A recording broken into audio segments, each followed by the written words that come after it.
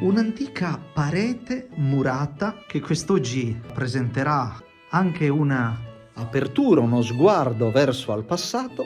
Ci troviamo a Sardara e stiamo per esplorare le antiche terme romane, sulle quali si sono sovrapposte delle strutture realizzate e abbondantemente utilizzate nel lontano 1800.